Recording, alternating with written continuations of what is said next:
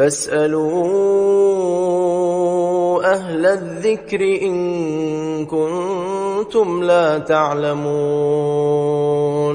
Tidak ada kata yang pantas untuk kita ucapkan pada kesempatan kali ini kecuali bersyukur kepada Allah Subhanahu wa taala atas segala nikmat dan karunia yang Allah berikan dan Allah limpahkan kepada kita. Sebagaimana salawat dan salam semoga senantiasa tercurahkan kepada junjungan kita Nabi kita Muhammadin sallallahu alaihi wasallam beserta para keluarga, para sahabat dan orang-orang yang istiqomah berjalan di bawah naungan sunnah beliau sampai hari kiamat kelak.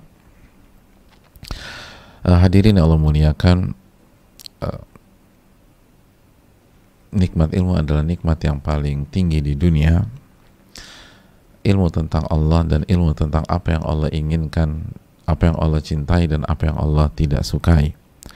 Maka ketika kita mendapatkan kesempatan untuk mendapatkan ilmu tersebut, maka itu anugerah yang paling besar, karena disitulah kunci dari kebahagiaan di dunia maupun di akhirat.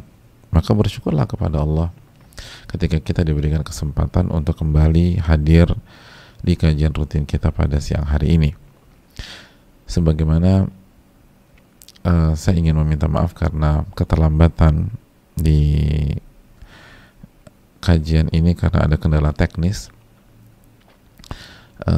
Kami sudah standby dari jam 1 tadi, tapi qadarullah ada kendala teknis yang menyebabkan kita baru bisa start pada saat ini.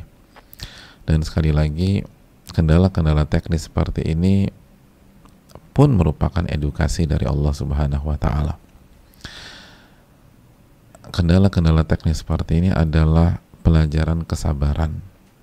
Pelajaran kesabaran. Pelajaran bagaimana kita menyikapi takdir dan menyikapi hal yang tidak sesuai dengan planning kita.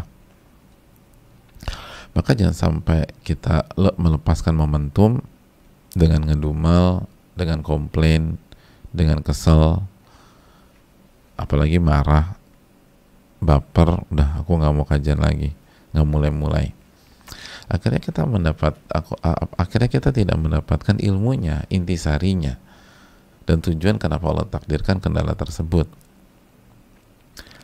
Karena kendala itu adalah sebuah edukasi kesabaran yang Allah berikan kepada kita. Dan bukankah kita ingin menuntut ilmu? Dan menuntut ilmu itu tidak harus langsung dari lisan seorang guru atau seorang ustadz ke telinga atau ke penglihatan kita, tapi bisa jadi pelajaran itu berasal dari kondisi atau takdir yang Allah berikan kepada kita, lalu kita sikapi dengan ketakwaan. Kita sikapi takdir tersebut dan kendala tersebut dengan ketakwaan. Kita tetap on track, dan di antara ketakwaan adalah kesabaran. Jadi di antara ketakwaan adalah kesabaran. Dengan demikian akhirnya kita mendapatkan ilmu juga. Kita mendapatkan ilmu. Dan itulah firman Allah Subhanahu wa taala ketika Allah berfirman dalam surat Al-Baqarah ayat 282. Allah menyatakan wattaqullah wa yu'allimukumullah, dan bertakwalah kepada Allah dan Allah akan ajarkan kalian ilmu. Wattaqullah wa yu'allimukumullah, bertakwalah kepada Allah. Isi sebuah momentum dengan ketakwaan, hadapi masalah dengan ketakwaan. Apa yang terjadi? Wa yu'allimukumullah, dan Allah akan ajarkan kalian ilmu. Allah akan ajarkan kalian ilmu. Maka bersyukurlah jika kita bisa menyikapi sebuah masalah dengan ketakwaan. Hadirin yang Allah muliakan, pembahasan kali ini sangat penting karena merupakan oposit atau lawan dari pembahasan yang lalu. Ketika yang lalu itu kita bahas apa ya jemaah? Sebaik-baik wanita ya, wanita terbaik. Maka pada kesempatan kali ini kita akan membahas seburuk-buruk wanita. Dan sekilas info buat kita semua bahwa pembahasan yang lalu dan hari ini itu berasal dari hadis yang sama. Berasal dari hadis yang sama. Ada yang masih ingat hadis riwayat siapa? Al-Baihaqi dalam sunannya. Lalu dari sahabat siapa? Abi Udzainah As-Sadafi. Ketika Nabi SAW bersabda, khairun nisaikum al-wadudul walud, sebaik-baik wanita kalian itu yang penuh dengan rasa cinta, kasih sayang, dan bisa mengungkapkan rasa cinta dan kasih sayangnya, khususnya kepada suaminya. Yang kedua, al-walud, yang subur dan punya banyak anak, kecuali kalau dia punya kendala, kata para ulama, maka itu nggak ada isu, nggak ada masalah. Bukankah Aisyah juga tidak punya anak dari Nabi SAW? Tapi kalau kita subur, kita nggak ada masalah, cuman karena kita nggak mau aja punya anak, ribet, ngerepotin, nggak bebas, atau merubah tubuh saya sebagai wanita, maka itu bukan profil wanita solehah dan wanita yang menjadi kandidat masuk ke surga Allah Subhanahu wa Ta'ala. Lalu berikutnya apa jamaah sekalian? Al-muatiyah. Apa arti muatiyah? Yang halus, yang lembut, dan senantiasa mendengar dan taat kepada suaminya. Jadi yang halus, yang lembut, dan senantiasa yang taat atau mendengar dan taat kepada suami, nggak ngebantah, nggak ngejawab, nggak ngeles, nggak keras, nggak kasar. Selama nggak haram udah iya aja gitu. Selama nggak haram tentu saja dia berusaha mengikuti keinginan dari suaminya, setelah tentu saja dia berusaha taat kepada Allah Subhanahu wa Ta'ala. Makanya selama tidak maksiat. Lalu yang berikutnya al-muasiyah. Masih ingat al-muasiyah apa? Yang senantiasa membantu suaminya. Jadi hobinya ngebantu suaminya gitu loh. Helpful banget gitu. Itu wanita terbaik. Pokoknya selalu berpikir apa yang bisa saya lakukan, apa yang saya bisa lakukan, apa yang saya bisa perbuat, apa yang saya bisa bantu, apa yang bisa saya kerjakan. Itu bukan ngeribetin apa hak saya, apa yang bisa saya dapatkan. Enggak, orang wanita-wanita terbaik itu bukan begitu.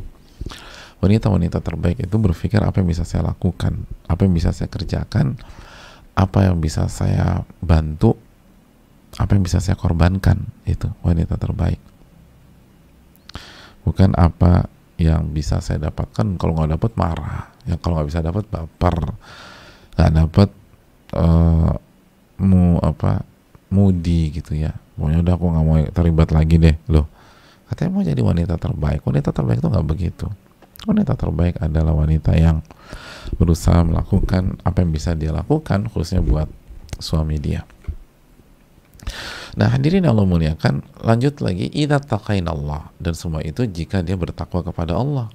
Jadi bukan hanya hablum minan nas, bukan hanya untuk suami, tapi semua itu dibalut dengan ketakwaan, mengharapkan wajah Allah, ikhlas kepada Allah Subhanahu wa Ta'ala, dan dalam rangka mengikuti sunnah Nabi SAW.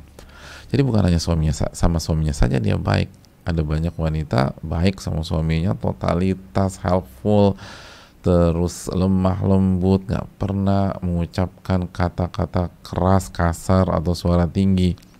Tapi dia nggak pakai hijab, nggak mau ngaji gitu loh. Bahkan dia meragukan Allah itu ada apa tidak. Orang seperti itu bukan wanita terbaik. Wanita-wanita seperti itu bukan wanita terbaik. Walaupun sayang banget sama suaminya, walaupun setianya luar biasa, walaupun banyak anak, walaupun anaknya 16 misalnya, tapi ketika dia nggak bertakwa, itu tidak bermanfaat buat diri dia. Nah, hadirin yang Allah muliakan, setelah Nabi kita SAW menjelaskan profil wanita-wanita terbaik, Nabi melanjutkan hadisnya, dan itu yang belum kita bahas pada pertemuan yang lalu. Kata Nabi kita SAW, wa syarru nisaikum, dan wanita-wanita terburuk di antara kalian, atau seburuk-buruk wanita, seburuk-buruk wanita. Siapa mereka? Al-mutabarrijat, al-mutakhayyilat, wa hunnal munafiqat, la yadkhulul jannata minhunna illa mithlu ghurabil a'sam. Itu profil wanita terburuk. Siapa mereka? Yang pertama kata Nabi SAW, al-mutabarrijat, yang bertabarruj, yang bertabarruj. Hadirin Allah muliakan, wanita yang buruk adalah wanita yang bertabarruj. Itu yang dijelaskan Nabi kita Shallallahu Alaihi Wasallam. Mungkin ada yang bertanya, itu tabarruj apa tuh Ustaz?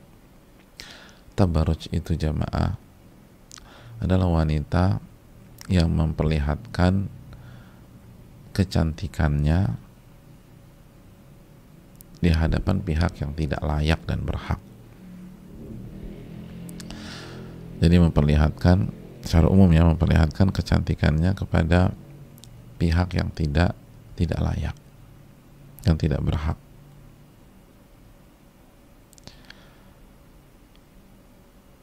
Itu hal yang perlu kita camkan. Baik kecantikan itu perhiasan maupun tubuhnya sendiri. Dengan tidak berhijab misalnya, atau pakai baju tapi ketat,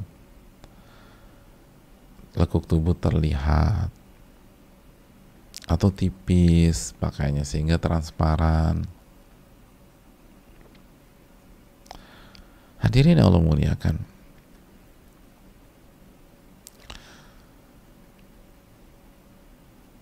bersolek atau berhias ketika ia keluar rumah atau berhadapan dengan laki-laki yang bukan mahram,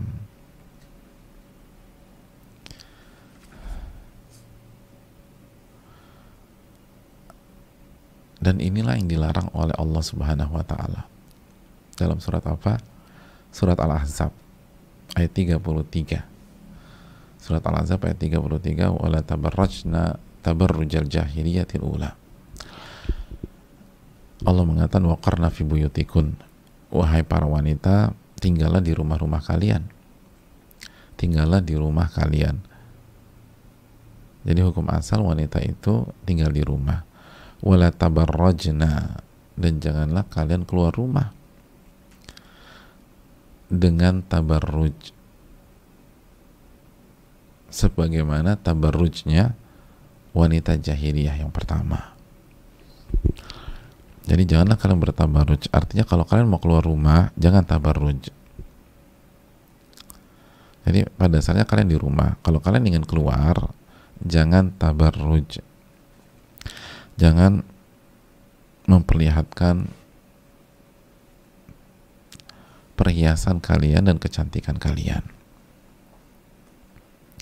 Keluar dengan perhiasan, lalu dengan aroma parfum yang tercium oleh laki-laki yang berada di lingkungannya,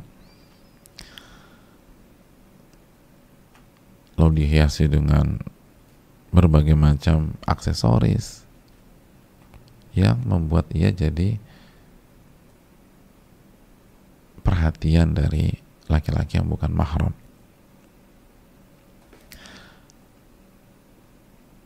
Itu seburuk-buruk wanita, kata Nabi. Tapi kan aku nggak ganggu orang, Ustadz. Yang pertama, itu sabda Nabi kita SAW. Jadi kalau kita punya opini, lalu ternyata pandangan kita itu berseberangan dengan Nabi SAW, maka kira-kira apa yang harus dilakukan seorang wanita ya? Bukankah kita harus mengevaluasi pandangan kita dan kembali ke Nabi kita Sallallahu Alaihi Wasallam? Terus yang kedua, kata para ulama, tidak ganggu orang secara langsung, tetapi mengganggu orang bahkan masyarakat secara tidak langsung, bahkan secara langsung tetapi tidak dalam bentuk gangguan yang selama ini kita pahami sebagai orang awam gitu loh. Bukankah mengganggu orang bukan hanya menyulitkan dia secara fisik, menghambat dia secara fisik? Bukankah bagian dari mengganggu orang adalah mengganggu iman dan ketakwaannya? Menyulitkan orang untuk bertakwa kepada Allah Subhanahu wa Ta'ala. Makanya ulama mengatakan seperti Syekh Abdul Razak, kenapa wanita yang bertabarruj, yang memperlihatkan atau yang berhias gitu dan memperlihatkan perhiasannya di hadapan laki-laki yang non mahram atau yang keluar tanpa hijab yang syar'i dengan syarat-syarat yang berlaku, itu divonis sebagai wanita yang buruk karena kata mereka diantaranya aunan lahu alal ifsad, karena ini membantu syaitan merusak masyarakat, wahadafan lahu fi iqa'il fitnah, dan membantu syaitan untuk menyebarkan fitnah di tengah-tengah masyarakat.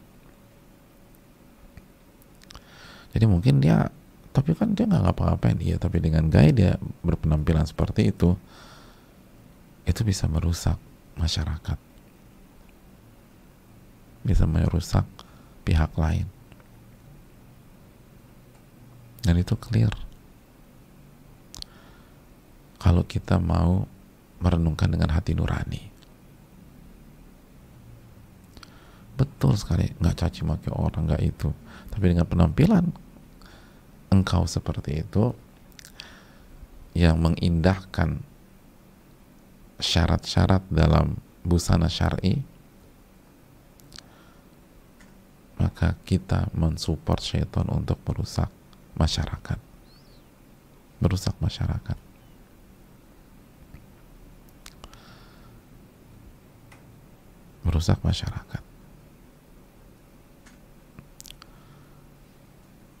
Itu yang perlu kita renungkan.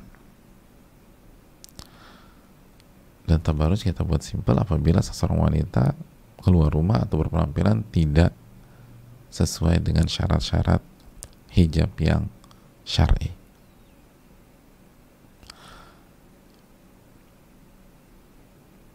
Yang berhias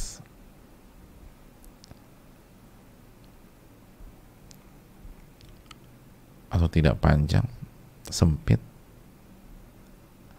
ketat, auratnya terlihat, memakai parfum keluar, dan seterusnya. Dan perinciannya ada di dalam buku-buku fikih. Nah, ini yang perlu kita camkan jamaah. Ini yang perlu kita renungkan. Nabi SAW mengatakan seburuk-buruk wanita, seburuk-buruk wanita. Maka jangan kita lakukan itu. Mungkin sebelumnya kita belum tahu, tapi sekarang usahakan ketika keluar rumah kita mau menggunakan busana yang syar'i, ukurannya, warnanya, ketebalan bahannya,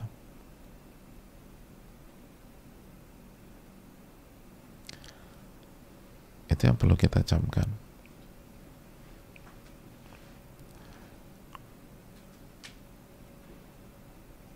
Lalu ada bagi yang pakai cadar, dan bagi yang tidak pakai cadar, wajahnya sudah dibuat biasa saja. Jangan dihias atau di make up agar orang tertuju kepada dia.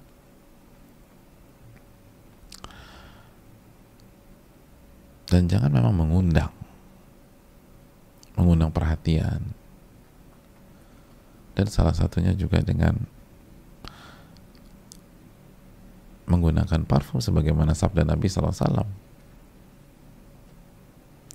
Ayyuma mura'atin ista'tarat, tidaklah seorang wanita yang mengenakan parfum lalu ia keluar dan melewati laki-laki yang non mahram liyajidu rihaha, sehingga laki-laki itu bisa menyium aroma parfumnya, Nabi SAW mengatakan fahiya zaniyah, maka dia seperti pezina. Sebuah kalimat yang cukup tajam, bahkan sangat tajam dari Nabi kita SAW. Karena parfum punya kemampuan untuk semi menghipnotis orang atau hasrat seseorang. Maka ini yang perlu kita jaga. Tapi bukan juga tampil bau, enggak, tampil bersih aja. Tapi aku suka, ya udah kasih buat suami, anak-anak, mahram kita, udah tampil wangi dengan mereka, atau di antara sesama wanita. Tapi adapun laki-laki yang non mahram, ini yang perlu kita camkan.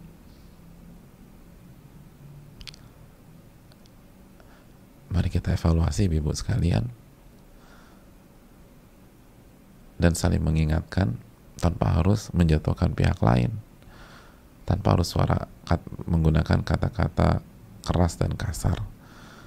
Tapi coba kita renungkan Nabi kita sendiri yang menyatakan syarrun nisaikum, seburuk-buruk wanita di antara kalian, seburuk-buruk. Itu sabda Nabi SAW langsung. Suka atau tidak suka,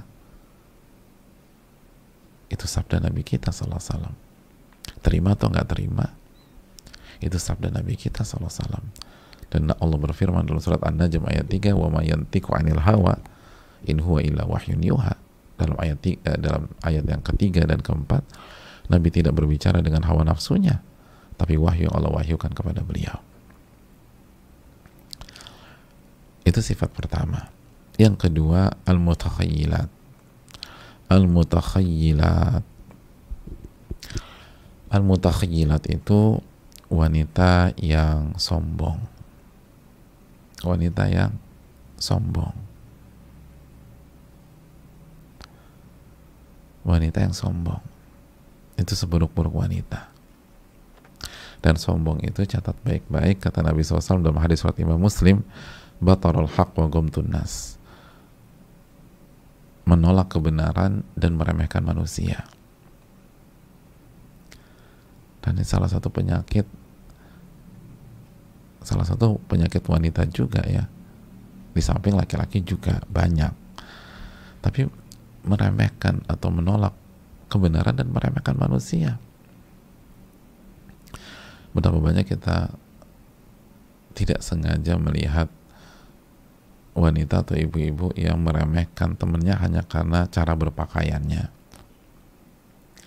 hanya karena warnanya nggak matching, itu diketawain, diremehkan. Cuman warna pakaiannya nggak matching. Nah itu kenapa ini perlu kita camkan deh. Wanita itu sangat perhatian terhadap hal detail, sangat perhatian sama hal yang detail.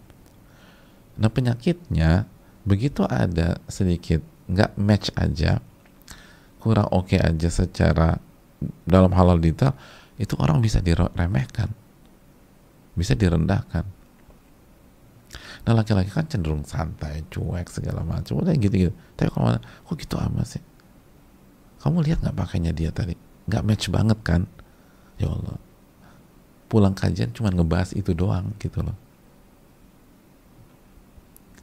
Iya, bagi aku juga dia norak lagi. Padahal cuma masalah warna doang.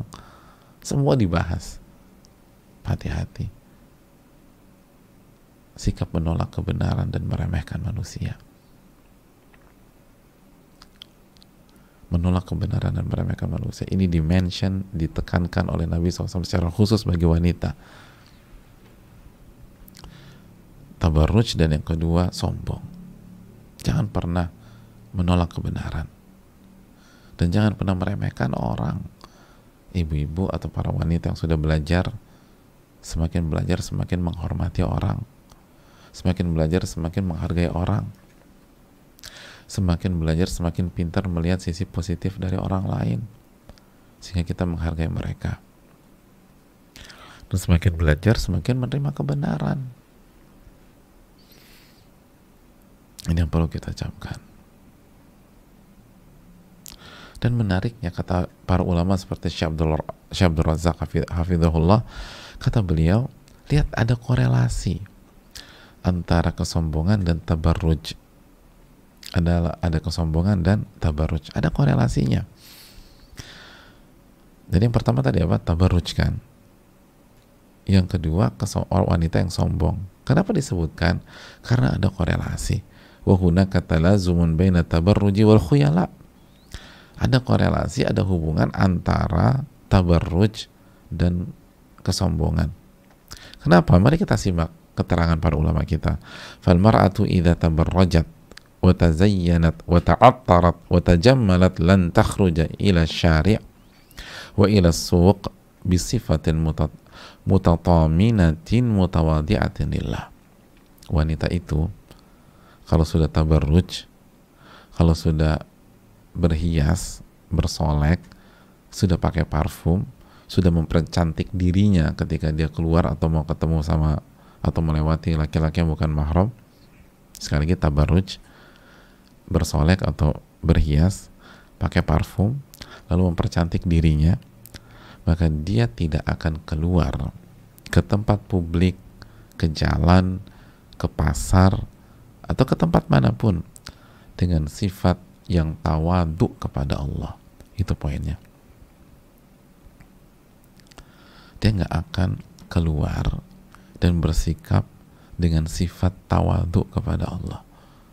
Bal takhruju mukhtalatan muta'aliyatan mutaraffi'atan fiha al-kibar. Namun sebaliknya, dia keluar dengan atmosfer ketinggian, kesombongan, keangkuhan, yang di dalamnya ada kesombongan. Ia keluar dengan rasa ujub terhadap dirinya. Ya, ujub terhadap dirinya, ujub pada kecantikannya, ujub pada stylenya, selera fashionnya, dan ujub dengan kecantikannya. Dan disinilah terjadi perpaduan antara tabarruj dan kesombongan.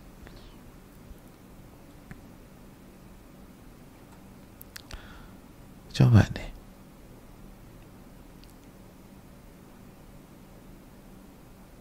coba kita renungkan diri kita dengan jujur ya, dengan jujur. Iya enggak?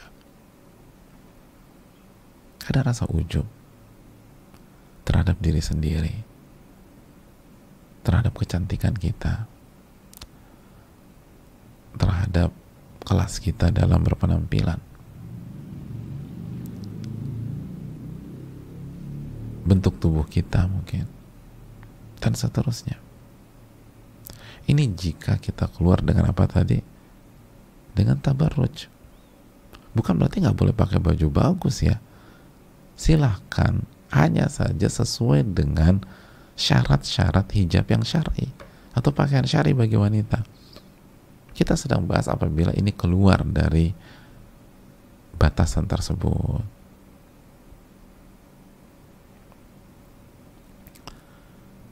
Itu tadi, kenapa sih wanita ngotot banget gitu ya? Karena dia ingin menampilkan sesuatu dari dirinya. Itu poinnya. Ingin menampilkan sesuatu dari dirinya.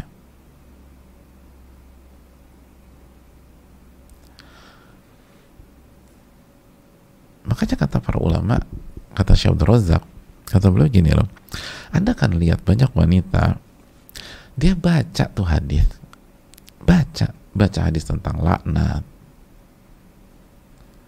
baca hadis tentang laknat, baca hadis tentang tabarruj, baca hadis tentang menyambung rambut misalnya dalam hadis Bukhari dan Muslim,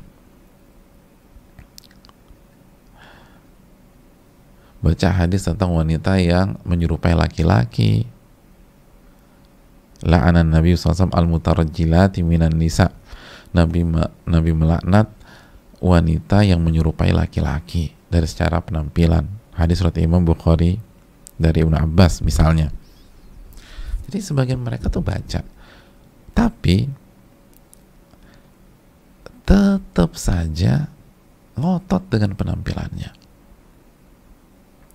ngotot dengan cara berbusananya, gak mau dirubah, tidak mau dirubah. Dan ketika direnungkan, diresapi, kenapa sih kok bisa ngotot gitu? La yakunu hammuha illa an tatajammal wa tatazayyan.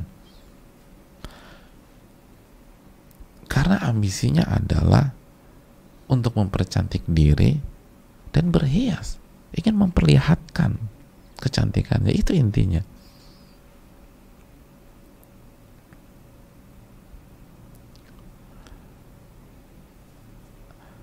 Bukan, gue bebas dong berpenampilan yang membuat gue nyaman. Bukan tentang nyaman ini, tentang memperlihatkan kecantikan.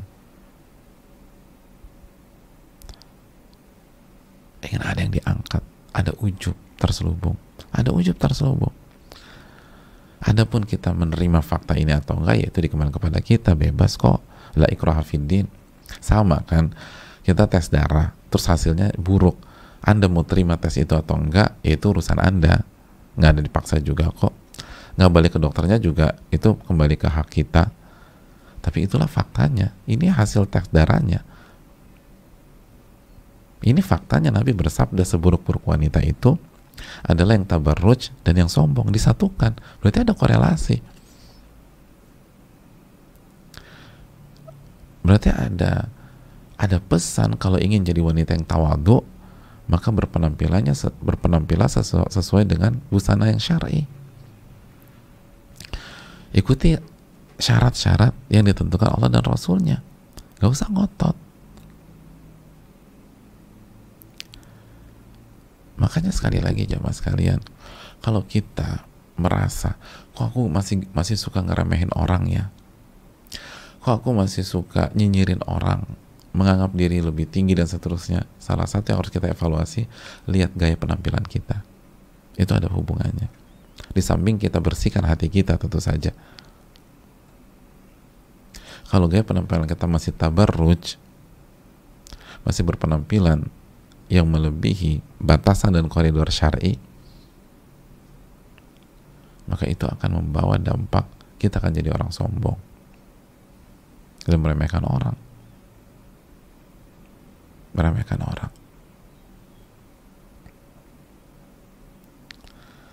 Dan ini pelajaran kepada kita, jangan sampai ambisi kita di masyarakat, di pergaulan, ketika kita keluar rumah dan bertemu orang, ketemu dengan laki-laki yang non mahram, ambisi kita adalah memperlihatkan kecantikan kita,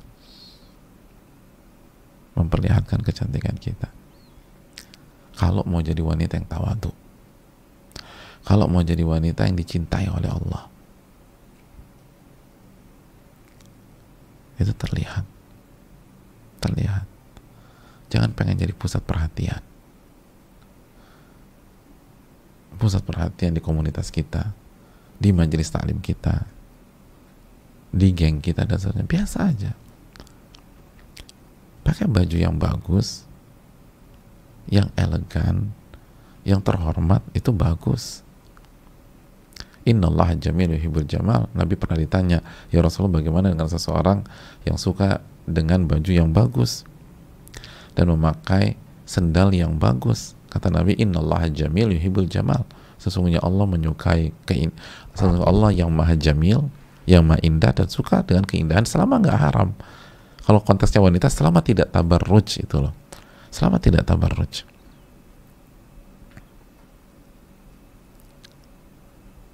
Itu yang perlu kita camkan. Tapi apa motif kita? Apakah kita ingin mendapatkan ridho Allah, atau kita ingin mengumbar kecantikan kita di luar, ingin tampil? Makanya kita berhias, bersolek semuanya.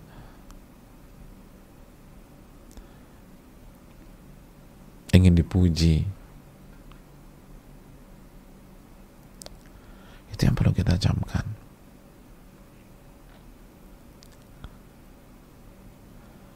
Persembahkan ini semua buat Allah Subhanahu wa Ta'ala, jangan buat manusia. Dan ini akan mempengaruhi perangai kita. Apakah kita jadi wanita yang tawadhu atau wanita yang sombong? Makanya jamaah sekalian, ini juga kalau apabila ada suami-suami ikut kajian, kalau kita kewalahan ngadepin istri kita, ini bagi para suami ini, kewalahan ngadepin istri kita, dikasih tahu nggak jawab, dikasih tahu nggak debat, dikasih arahan ngebantah, pening kita ngadepin istri kita. Coba lihat cara busananya. Coba lihat bagaimana dia berpenampilan. Anda yang membebaskan dia berpenampilan. Anda yang membebaskan dia bertabarruj. Anda yang membebaskan dia bersolek ketika keluar. Anda yang membiarkan dia tampil wangi di hadapan banyak orang. Bukan tampil bersih ya, tampil bersih oke. Tapi dengan parfum semerbak segala macam. Ya Anda yang biarkan, ya Anda panen hasilnya dong. Itu korelasinya jelas. Ini jelas para ulama. Digabungkan sama Nabi SAW. Tabarruj dan sombong digabungkan. Jadi kalau ingin punya istri yang nurut, yang taat, suami bilang AA, suami bilang BB, kontrol cara penampilan istri kita. Kontrol cara penampilan istri kita. Jangan sampai dia tabarruj keluar rumah.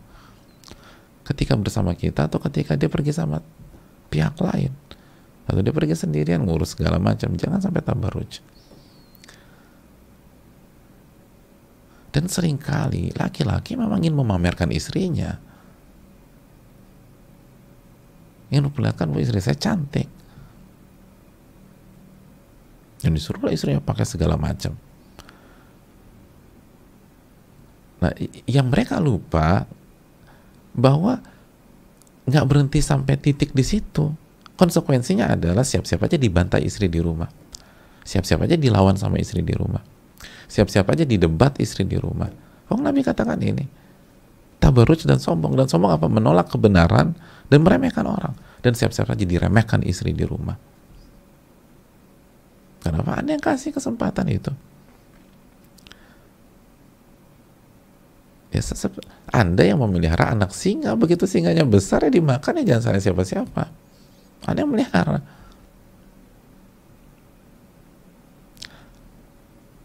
Ini yang perlu kita camkan. Banyak orang lupa. Jadi hanya pengen lihat sisi satu. Ada sebagian sebagian couple itu istrinya nggak boleh pakai hijab. Khususnya kalau jalan sama dia. Jalan sama saya, istrinya nggak boleh pakai hijab. Dan harus pakai perhiasan-perhiasan yang memukau orang. Harus pakai gaun yang Masya Allah. Dia bangga gitu, saya punya istri kayak gini. Iya, yaudah. Yang pertama, siap-siap yang pertama, pastikan hukumnya itu bagaimana. Yang kedua, siap-siap konsekuensinya aja. Dan salah satunya, Anda akan didebat, Anda akan dilawan, Anda akan dijawab, Anda akan disikapi dengan tidak layak oleh istri Anda sendiri. Dan itu terjadi di banyak rumah tangga. Karena nggak bisa dipisahkan antara tabarruj dan antara kesombongan. Kita masih hobi tabarruj, maka siap-siap saja ada virus kesombongan di dalam hati kita. Kalau kita ingin buang virus kesombongan, jangan tabarruj. Jangan tabarruj.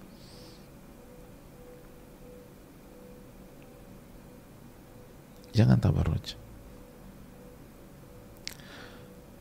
Begitu juga bagi yang kita punya usaha busana muslimah. Kalau kita ingin menghadirkan ketawaduan di tengah usaha kita atau tim kita, jangan produksi busana seperti itu.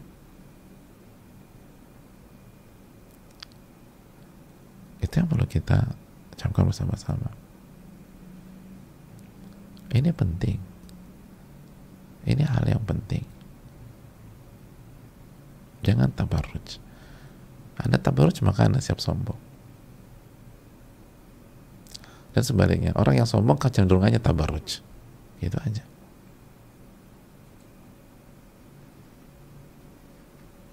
Salah satu, seringkali nggak ketabarruj juga ke sisi-sisi lain, tapi ada arah ke sana.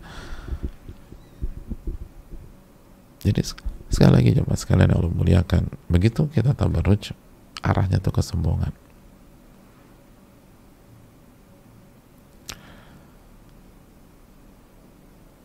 Yang berikutnya jemaah. Yang berikutnya. Wahunal munafiqat, dan mereka lah wanita-wanita munafik. Wih, tajam jemaah. Nabi SAW mengatakan, dan mereka lah wanita-wanita munafik. Munafik. Wanita yang tabarruj, yang sombong, yang suka menolak kebenaran, suka ngedebat suami, suka ngebantah, padahal suami kasih dalil, suami kasih ayat, semua suami kasih hadis, suami nasihatin yang benar, dijawab. Mereka lah wanita-wanita munafik. Tabarruj dan sombong menolak kebenaran dan meremehkan manusia. Kita masih suka meremehkan kebenaran, kita remehkan orang. Wahunnal munafiqat, mereka wanita-wanita munafik.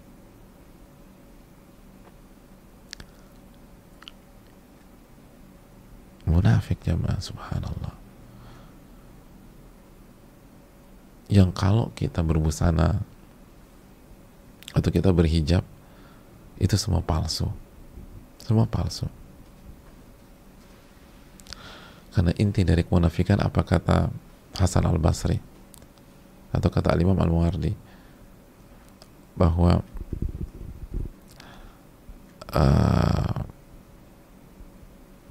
rahimnya kemunafikan adalah rahimnya kemunafikan adalah kebohongan. Al-kadhib. Al-kadhib jima'un nifaq, kata Imam Al-Muwardi rahimahullah. Kebohongan yang mengumpulkan seluruh sifat-sifat kemunafikan.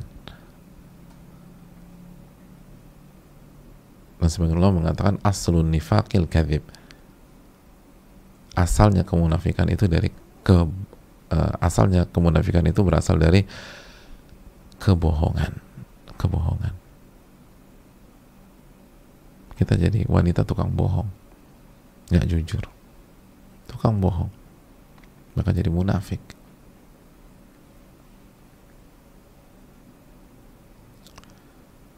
Ini yang perlu, ya itu tadi katanya hijrah, kenapa masih tabarruj kan gitu? Katanya hijrah, kenapa masih tabarruj? Kenapa sombong? Kenapa masih ngebantah suami misalnya ketika kasih nasihat? Padahal itu nasihatnya benar.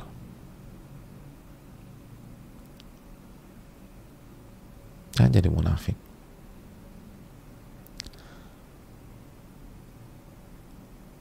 Dan munafik sangat panjang, tapi sekali lagi intinya adalah kebohongan. Dan kebohongan yang paling parah adalah bohong sama Allah Subhanahu wa taala. Katanya kita mau berubah, kita jadi wanita soleha, kita ingin berhijrah, kita ingin, buktinya mana?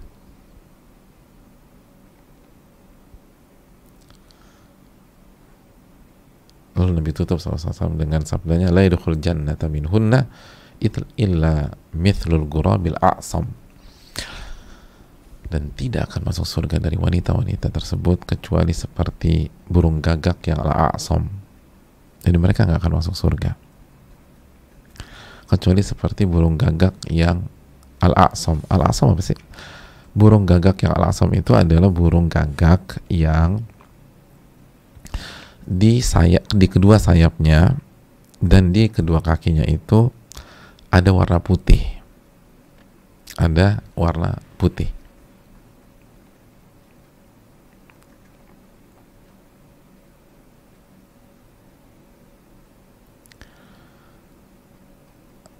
Ada warna putih. Maksudnya apa?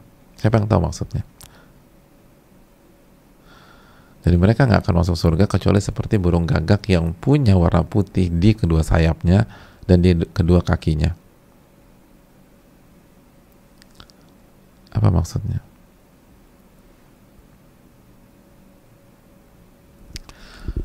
Hadirin yang Allah muliakan, maksudnya ini kinayah.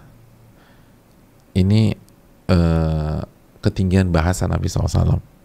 Itu maksud pesan Nabi adalah killah man yadkhul jannah min haula'in nisa. Ini istilah untuk menunjukkan betapa sedikitnya yang masuk surga dari wanita-wanita tersebut. Sedikit. Kenapa demikian? Karena burung gagak yang kedua sayap dan kakinya warna putih itu jarang dan sedikit banget. Karena mayoritas gagak apa? Hitam semua. Hitam semua. Ya, kalau ada di sayapnya warna putih, kedua kaki putih, itu jarang. Nah, yang masuk surga dari wanita kayak gitu. Yang masuk surga dari wanita-wanita tersebut, ya seperti itu, jarang. Jarang ada yang selamat. Jarang ada yang selamat. Dan ini sesuai dengan sabda Nabi SAW, ya ma'syaran nisa, wahai para wanita, tasaddaqna, bersedekahlah, wa akthirna istighfar, dan perbanyak istighfar, fa inni ra'aitukunna aktsara ahli nar, karena aku melihat kalian menjadi mayoritas ahli neraka. Hadis Bukhari dan Muslim.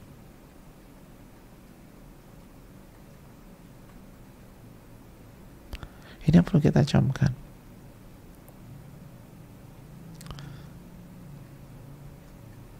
Sedikit yang masuk surga. Sedikit yang selamat.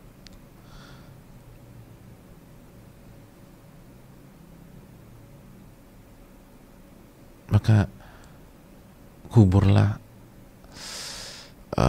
hasrat untuk berhias dan bersolek kalau mau keluar rumah, jamaah sekalian. Hasrat berhias dan bersolek ketika kita ingin bertemu dan ingin pergi keluar. Kalau enggak, sedikit yang selamat. Sedikit yang selamat. Dan jangan sombong, khususnya depan suami. Dikasih nasihat, terima. Jangan ngejawab, jangan nolak kebenaran, dan jangan meremehkan orang. Jangan pernah remehkan orang. Jangan jadi munafikah. Kalau bicara dia bohong, kalau janji dia ingkari, kalau dikasih amanat dia khianat.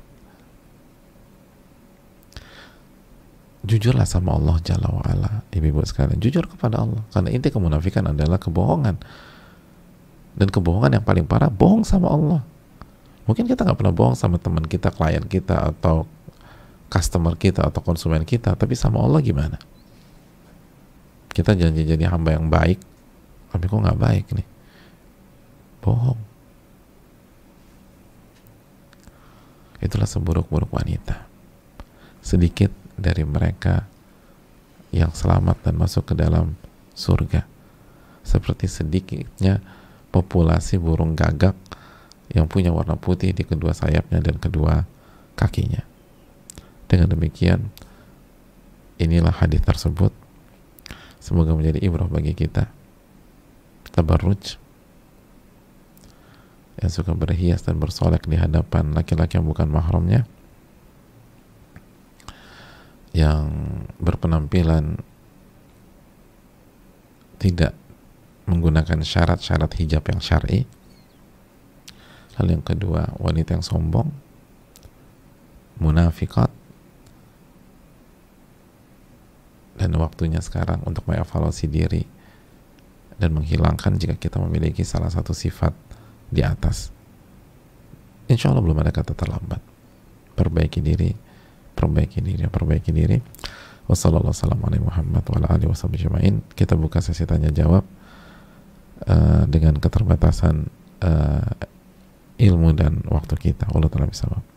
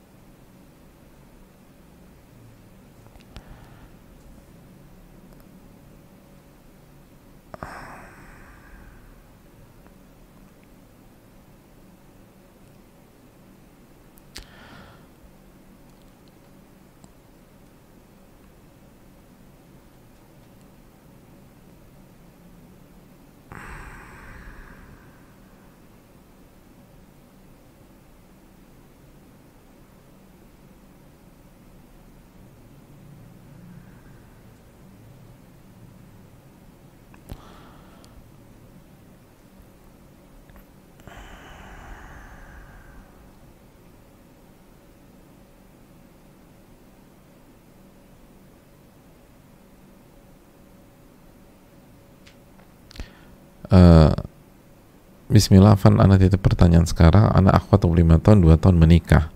Apakah buruk bagi seorang istri yang mempertahankan pernikahannya meskipun menyakiti dirinya sendiri karena tidak terpenuhi hak-haknya oleh suami? Kedalah suami positif HIV dan baru diketahui setelah mereka menikah. Jazakallahu khairan.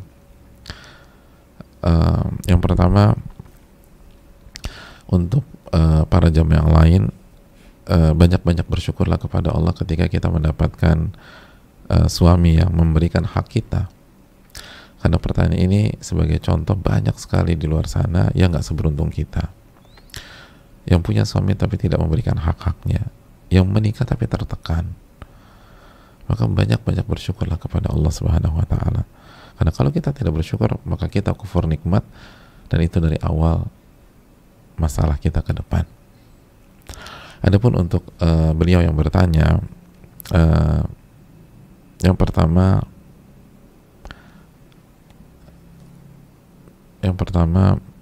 bersabarlah. Dan bersabar artinya menahan diri agar tetap on track. Dan yang kedua, kedepankan iman kepada takdir, bahwa ini ditakdirkan oleh Allah Subhanahu wa Ta'ala, dan pasti banyak hikmah, pasti banyak pelajaran jika kita mau merenungkan, jika kita punya ilmunya, dan kita mau menerimanya sebagai sebuah takdir. Jadi kedepankan iman kepada takdir. Orang-orang beriman itu mengucapkan Rabbana ma khalaqta hadza batila, wahai Rabb kami, engkau nggak mungkin menciptakan sesuatu tanpa ada alasan, pasti ada hikmah. Yang ketiga, adapun ketika suami positif HIV dan bisa menularkan kita, maka untuk sementara di-cut dulu jalan-jalan penularan, di-cut dulu, diputus dulu jalan-jalan penularan. Semua yang bisa membuat diri kita tertular itu ditutup dulu, dan itu syar'i insyaallah. Terus yang berikutnya, adapun masalah perceraian atau tidak mempertahankan, maka saran saya konsultasikan lebih lanjut kepada seorang ahli ilmu dan buka masalahnya secara komprehensif. Karena masalah perceraian itu salah satu fatwa tersulit di dalam dunia fikih dan terberat, dan sebaiknya dan idealnya itu tidak dibahas di sesi tanya jawab umum, karena butuh fakta dan kondisi yang komprehensif. Dalam ilmu usul fikih dikatakan al-hukmu ala syai'in far'un an tasawwurihi, menghukumi sesuatu itu setelah mengetahui masalahnya secara komprehensif. Tapi pada dasarnya wanita boleh meminta cerai jika hak-haknya tidak terpenuhi atau tidak ada rasa cinta sehingga dia tidak bisa bertakwa kepada Allah dalam pernikahannya tersebut. Dia tidak bisa bertakwa kepada Allah. Dia tidak bisa menjadi wanita yang bersyukur, sebagaimana kisah istrinya Thabit bin Qais, punya suami calon penghuni surga tapi minta cerai. Kenapa? Kata istrinya, walakinni akhaful kufra ba'dal iman, karena saya khawatir kufur nikmat setelah beriman. Suami saya baik banget, tapi saya nggak suka, saya nggak cinta, dan saya khawatir kalau saya lanjutkan saya nggak bisa bertakwa kepada Allah. Ingat, pernikahan itu untuk menjaga setengah agama. Faqad istakmala nisfa din, kata Nabi SAW. Dia telah menjaga separuh agama. Ingat, tujuan pernikahan itu menjaga kehormatan, dan kehormatan ini berkaitan dengan banyak hal. Oleh karena itu, kalau itu tidak terpenuhi, maka diperbolehkan untuk bercerai. Itu secara global. Detailnya saran saya konsultasi. Allah ta'ala bisawab. Karena ada wanita tidak terpenuhi haknya tapi happy-happy aja, senang-senang aja, dan dia masih bisa bertakwa, bahkan takwanya semakin bagus, padahal hak-haknya nggak dikasih. Tapi ada wanita nggak bisa bertakwa, dia nggak bisa bertakwa, dia nggak bisa bersyukur. Dia baru bisa bersyukur kalau haknya dikasih, dan atau dia mendapatkan suatu kondisi dalam rumah tangganya. Setiap orang beda-beda. Oleh karena itu yang perlu dicamkan. Dan terakhir, coba mulai dengan evaluasi diri. Sudah bertakwakah kita kepada Allah? Sudah jujurkah kita kepada Allah? Dan pernah lupa bahwa dzalika bima qaddamat aydikum wa anna Allah laisa bidzallamin lil 'abid. Dalam surat Ali Imran ayat 182 Allah berfirman, dan itu karena perbuatan kalian, dan Allah tidak pernah menzalimi hamba-hambanya sama sekali. Wallahu ta'ala bishawab. Pertanyaan, Assalamualaikum warahmatullahi wabarakatuh. Waalaikumsalam warahmatullahi wabarakatuh. Semoga Ustadz, keluarga, dan seluruh umat Islam selalu dalam lindungan dan rahmat Allah Subhanahu wa taala. Amin ya rabbal alamin. Izin bertanya Ustadz, bagaimana cara menghilangkan rasa minder dengan teman-teman akhwat yang Masya Allah banget, yang punya ilmu agama dan ilmu dunia, sedangkan saya hanya akhwat biasa-biasa saja, yang ilmu akhirat dan ilmu dunianya tidak sebanding dengan mereka.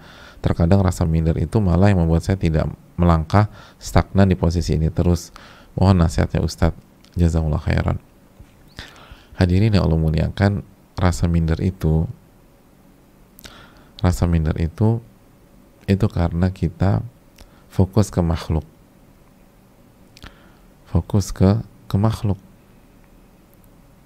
dan menjadikan makhluk itu sebagai parameter. Siapa yang suruh kita jadikan makhluk itu sebagai parameter? Parameternya itu adalah Allah Subhanahu wa ta'ala. Harusnya demikian. Jadi parameternya adalah Allah Subhanahu wa ta'ala. Kalau parameternya adalah Allah Subhanahu wa ta'ala, kita nggak akan minder, karena Allah tidak pernah menjadikan teman kita sebagai parameter kebaikan kita. Allah itu menjadikan kemampuan kita sebagai parameter kebaikan kita. Allah berfirman, la yukallifullahu nafsan illa wus'aha. Allah tidak pernah membebankan seseorang di atas kemampuannya. Al-Baqarah ayat terakhir. Lalu juga Allah mengatakan dalam surat At-Taghabun, fattaqullaha mastata'tum, bertakwalah kepada Allah semampu kalian. Kalau kita sudah bertakwa semampu kita, maka kita sudah berhasil di sisi Allah, walaupun kualitas kita di bawah yang lain. Sekali lagi, kalau kita sudah bertakwa kepada Allah semampu kita, semaksimal kita, maka kita sudah berhasil di sisi Allah, walaupun secara kasat mata kita di bawah yang lain. Itu yang perlu kita camkan.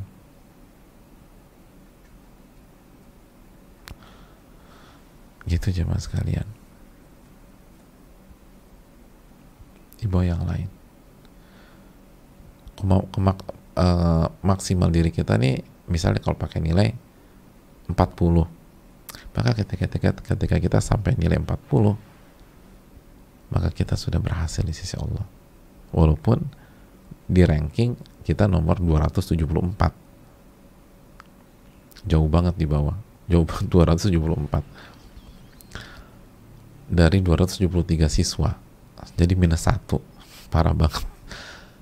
Kalau yang lain bagus-bagus nilainya, tapi kan parameternya bukan manusia.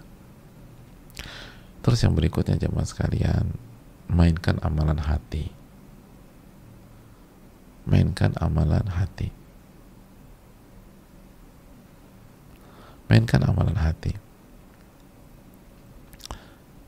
Imam Ahmad itu pernah merekomendasi seseorang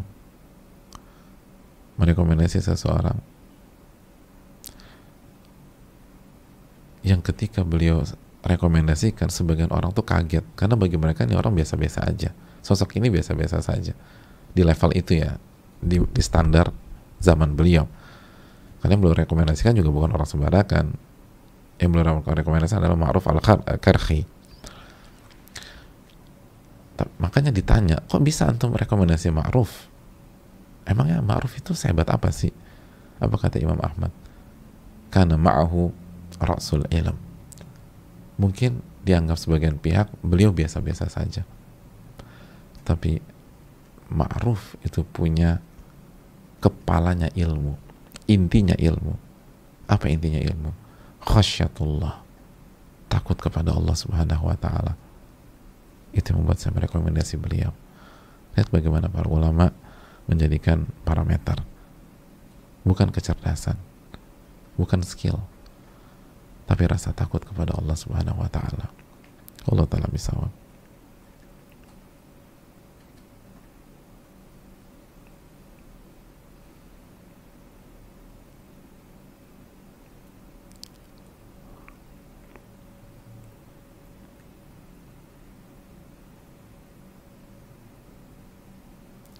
Assalamualaikum warahmatullahi wabarakatuh. Waalaikumsalam warahmatullahi wabarakatuh. Semoga Ustadz, keluarga, dan seluruh umat muslim selalu dalam lindungan dan rahmat Allah Subhanahu wa taala. Amin ya rabbal alamin. Izin bertanya Ustadz, semangat belajar saya ketika pulang ke rumah orang tua menjadi berkurang. Karena kadang saya nggak enak dengan orang tua kalau sering streaming kajian, jadi banyak yang saya skip agar orang tua tidak berpikir macam-macam. Merasa tidak semaksimal ketika di kosan. Jadi ketika di rumah orang tua, saya rasanya pengen buru-buru pulang ke kos biar bisa memaksimalkan lagi. Apakah sikap saya yang seperti ini salah? Mohon nasihatnya Ustadz. Jazakallahu khairan, barakallahu fikum, barakallah. Yang pertama, fa'ati kulladzi haqqin haqqah. Tunaikan setiap pihak haknya masing-masing. Dan di antara hak yang harus kita tunaikan adalah hak orang tua. Tapi bukan berarti harus setiap saat, kan? Nggak juga. Tapi intinya orang tua ridho dengan frekuensi kita ke mereka, dan mereka meridhoi kita. Kalau orang tua sudah meridhoi kita dan ridho dengan frekuensi yang kita pilih tersebut, maka pada dasarnya udah nggak ada masalah. Jadi lihat dulu. Jadi tidak maksimal ini kan seringkali subjektif ya. Jadi kalau orang tua ridho dan kamu mempermasalahkan, ya udah nggak apa-apa gitu loh. Terus yang kedua, kalau kita ingin streaming di rumah orang tua, bicara aja baik-baik. Seringkali kita belum bicara, terus kita simpulkan sendiri, padahal kalaupun kita di rumah kerjanya streaming juga nggak ada masalah sama sekali. Ada banyak orang tua itu sudah bahagia setengah mati ketika ngelihat anaknya pulang, walaupun hanya berada di kamarnya aja. Jadi anaknya pulang, gak keluar-keluar, udah di kamar aja seharian. Itu senang tuh orang tua. Orang tua senang. Padahal anaknya gak pernah keluar, di kamar aja. Kalau keluar mungkin hanya untuk sholat atau makan, masuk lagi, udah tenang. Jadi seringkali standar orang tua dan kita tuh beda. Jadi jangan gampang menyimpulkan dari diri kita. Ikuti standar orang tua, itu poinnya. Dan kalau ada hal-hal yang ketinggalan, kan kalau kajian streaming biasanya terupload di YouTube dan kita bisa kejar rekamannya, sehingga win-win. Allah ta'ala bisa, mungkin itu.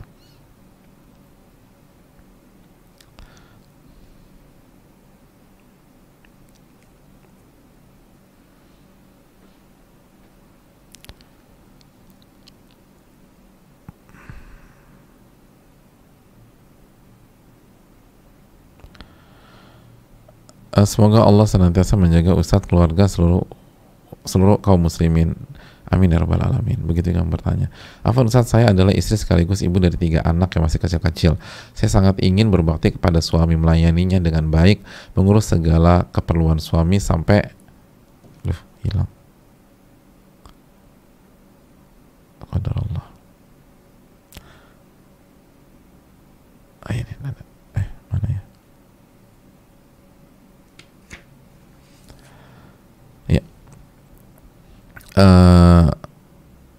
Mengurus segala keperluan suami sampai hal remeh seperti memotong kukunya dan lain-lain. Kedua, saya seringkali berada pada kondisi tersibukkan oleh anak-anak. Apa nasihat Ustadz untuk saya? Apa nasihat Ustadz untuk saya? Dan bagaimana melihat prioritas antara melayani suami, beribadah seperti sholat sunnah, mengasuh dan bermain dengan anak-anak, mengurus rumah seperti mencuci dan lain-lain, serta menuntut ilmu syar'i. Saya masih kadang bingung mana yang harus saya dahulukan antara melayani suami atau mengurus anak-anak atau mengerjakan urusan rumah. Jazakallahu khair, barakallahu fikum. Ya, pertama niatnya bagus, niatnya ingin jadi al-muwasiyah. Al-muwasiyah, sebaik-baik wanita itu al-muwasiyah, yang helpful dan suka ngebantu suaminya dan pengen sekali berbuat untuk suami, itu bagus. Dan yang kedua, tinggal bermain kaidah aja. Mungkin yang membuat kita bingung, kita belum mengerti berbagai macam kaidah dalam masalah ini, seperti misalnya al-jam'u aula minat tarjihin amkan, menggabungkan seluruh dalil dan amal soleh itu lebih didahulukan daripada memilih salah satunya. Jadi kalau kita bisa kerjakan semuanya, tinggal diatur aja waktunya. Contoh, menggunting kuku menggunting kuku sama ngurus anak. Nah, menggunting kuku kan kita bisa kerjakan di setiap waktu di 24 jam. Termasuk ketika suami kita sudah terlelap. Jadi bisa kita gunting kuku jam 1 malam gitu ya. Suami udah tidur gitu. Ya udah kita guntingin kukunya. Tapi jangan pas kita lagi ngantuk gitu loh. Karena berantakan nanti. Jadi pas kita lagi fresh dan seterusnya udah kita guntingin. Bangun-bangun sudah pendek, bukan sudah hilang, sudah pendek gitulah. Udah pendek nih gitulah. Dan itu bisa pas suami kita lagi istirahat dan seterusnya. Terus juga kaidahnya al-wajib mudayyak muqaddam 'alal wajib al-muwassa'. Kewajiban dan tanggung jawab yang waktunya sempit itu didahulukan daripada kewajiban yang waktunya cukup fleksibel atau cukup banyak gitu loh. Jadi itu tadi, kalau misalnya anak harus mandi ketika di sekolah, harus mau ke sekolah atau mau online gitu, ya udah mandikan anak dulu sebelum kita beres-beres rumah, yang bisa kita lakukan ketika anak-anak sudah belajar online atau ketika suami sedang sudah berangkat ke kantor, baru setelah itu rapi-rapiin.